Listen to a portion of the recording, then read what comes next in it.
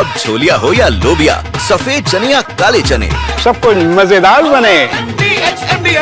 तो पाकिस्तान पोषित आतंकवादियों को जहन्नुम तक पहुंचाने के लिए भारत ने जिस ऑपरेशन सिंदूर को लॉन्च किया वो तात्कालिक फैसला नहीं था, बल्कि इसे ऑपरेशन की सफलता के लिए एक ऐसा प्लान बनाया गया था जिसका फेल होना नामुमकिन था।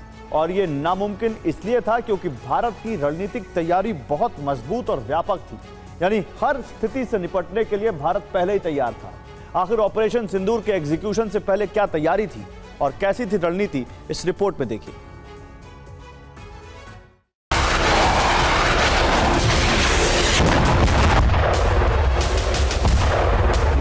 इस कार्रवाई में 9 टेररिस्ट कैंप्स को टारगेट किया गया और पूरी तरह से इसे बर्बाद किया गया।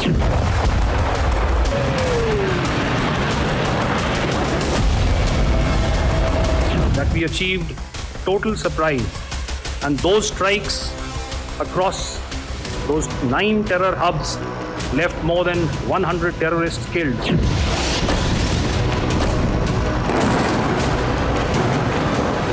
अटैक हुआ है नूर खान बेस पे। जब पहलगाम में सैलानियों पर धर्म पूछकर आतंकी हमला हुआ, उसी समय पाकिस्तान पोषित आतंक के ठिकानों की तबाही पर मोहर लग चुकी थी।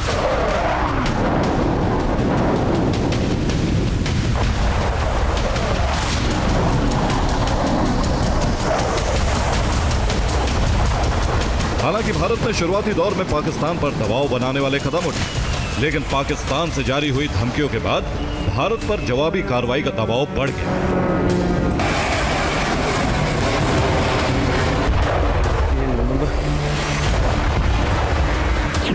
और इसी दबाव का नतीजा है ऑपरेशन सिंदूर।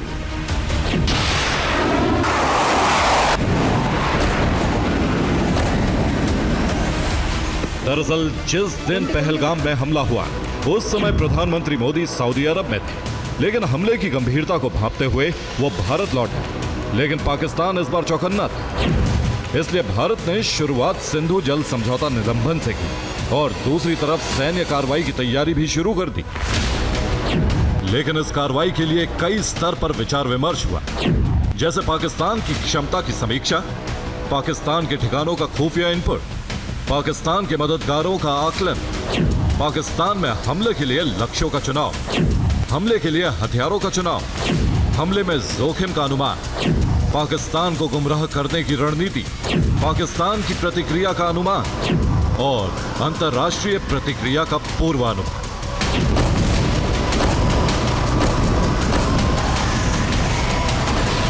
इन सभी स्तरों से गुजरकर ही एक ऐसी रणनीति बनाने में भारतीय सेना कामयाब हुई जिसमें पाकिस्तान को बेतहाशा नुकसान हुआ और भारत ने पाकिस्तान की प्रतिक्रिया को भी रोकने में सफलता हासिल की। साथियों, ऑपरेशन सिंदूर ये सिर्फ नाम नहीं है, ये देश के कोटि कोटि लोगों की भावनाओं का प्रतिबिंब है। भारत की सेनाओं ने पाकिस्तान में आतंक के ठिकानों पर, उनके ट्रेनिंग सेंटर्स पर सटीक प्रहार किया। दरअसल प्रधानमंत्री नरेंद्र मोदी ने तब तक देश के सामने कुछ नहीं कहा जब तक पाकिस्तान के गिड़गिड़ाने पर सीज फायर नहीं होगी, और प्रधानमंत्री के संबोधन का मतलब ही था कि ऑपरेशन सफल रहा।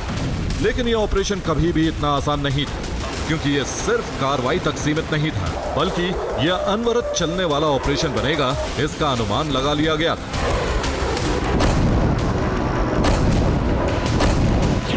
इसलिए 6 से 7 मई की दरमियानी रात जो ऑपरेशन हुआ वो ऑपरेशन का पार्ट 1 था, जबकि 9 और 10 मई की रात पाकिस्तान पर हुई कार्रवाई ऑपरेशन का पार्ट 2 था। और अगर अब भी पाकिस्तान की तरफ से कोई कार्रवाई हुई तो भारत इसी ऑपरेशन को आगे बढ़ाते हुए पार्ट 3 को भी अंजाम दे सकता है।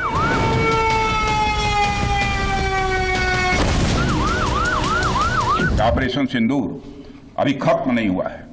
जो कुछ भी हुआ है वह सिर्फ एक ट्रेलर मात्र था।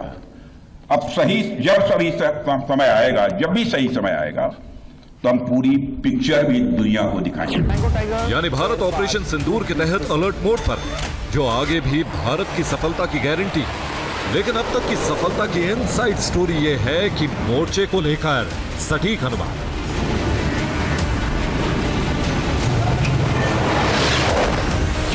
ऑपरेशन सिंदूर पार्ट 1 में भारत ने पाकिस्तान के डिफेंस का अनुमान लगाया था, इसलिए आतंकी अड्डों पर हमले के लिए सटीक निशाने वाले हथियारों का चुनाव किया गया, जिसमें भारत ने अनमैन्ड एरियल व्हीकल यानी ड्रोन का इस्तेमाल किया।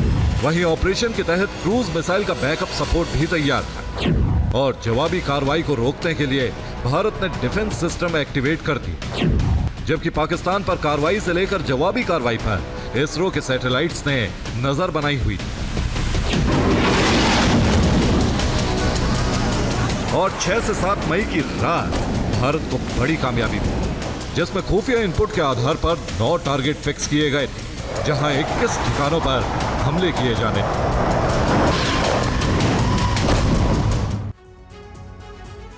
और ऑपरेशन सिंदूर पार्ट 1 में भारत ने जिन ठिकानों को पाकिस्तान और POJK में चिन्हित किया था, उस पर सटीक हमला कर तबाह भी किया, जिनमें सवाई नाला, सैयदना बिलाल, मस्करे अक्सा, चेलाबंदी, अब्दुल्ला बिन मसूद, दुलई और गढ़ी हबीबुल्लाह बुरी तरह प्रभावित हुए। इनके अलावा बतरासी, बालाकोट, ओघीबोई, सेंसा, गुलपुर और कोटली के आतंकी ठिकानों पर भारत ने बिल्कुल सटीक निशाना लगाया था, जबकि बराली, डुंगी, बरनाला, महमूना, जोया, सरजल, मुरीदके और बहावलपुर पर टारगेटेड हमले करके भारत ने साबित कर दिया कि हमारे पास खुफिया इंटेलिजेंस से मिला इनपुट कितना सटीक और भरोसेमंद था। दरअसल भारतीय सेना पाकिस्तान को एक सख्त संदेश देना चाहती थी कि भारत को पाकिस्तान के आतंकी अड्डों की न सिर्फ खबर है, बल्कि वो ठिकाने टारगेट पर भी है। इसलिए पाकिस्तान आतंक परस्ती की राह छोड़ दे, लेकिन पाकिस्तान ने ऐसा नहीं किया। पाकिस्तान की तरफ से जवाबी कार्रवाई में भारत पर ड्रोन हमला किया। चीन से मिली मिसाइलों को भी पाकिस्तान ने भारत की दिशा में लॉन्च किया, लेकिन पहले से अलर्ट भारत के अलग अलग एयर डिफेंस ने अपना बेहतरीन प्रदर्शन किया। पाकिस्तान के सभी हमले असफल हो गए।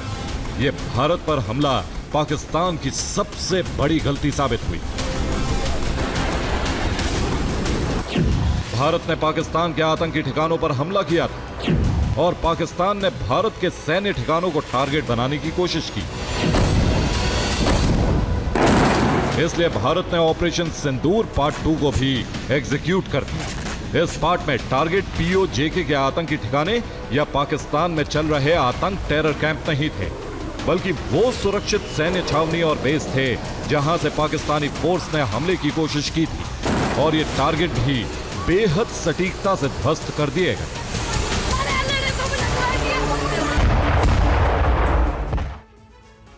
तो ऑपरेशन सिंदूर पार्ट 1 में हुए सटीक हमले के बाद पाकिस्तान को लगा कि भारत इस कार्रवाई के लिए तैयार नहीं होगा, लेकिन ऑपरेशन सिंदूर पार्ट 2 में Chaklala airbase, Murid airbase, Sialkot airbase, Pasrur airbase, Sargodha airbase, Chunian airbase, Rafiqui airbase, Rahim Yar Khan airbase, Jacobabad airbase, Sukkur airbase और भुलारी एयरबेस पर सटीक प्रहार करके भारत ने सीधा संदेश दे दिया कि ना तो ऑपरेशन सिंदूर खत्म हुआ है, ना ही पाकिस्तान के पास इस ऑपरेशन को रोकने की क्षमता है, जबकि पूरे पाकिस्तान पर भारत सटीक हमले करने में भी सक्षम है।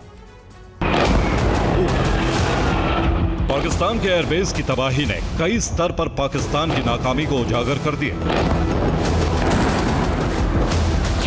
पाकिस्तान के डिफेंस सिस्टम कबाड़ साबित हुए। पाकिस्तान के फाइटर जेट्स को नुकसान उठाना पड़ा।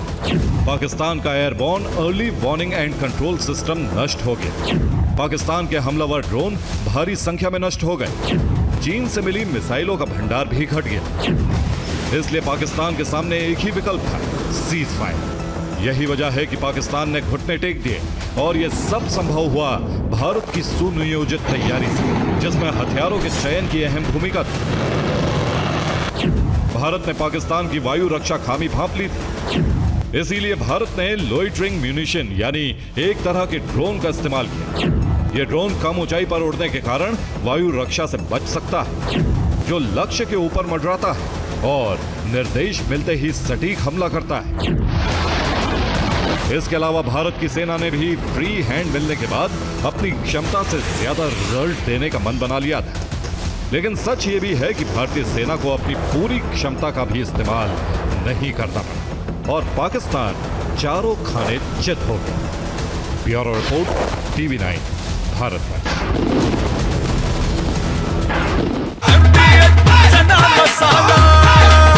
अब छोलिया हो या लोबिया, सफेद चने या काले चने, सबको मजेदार बने। MDH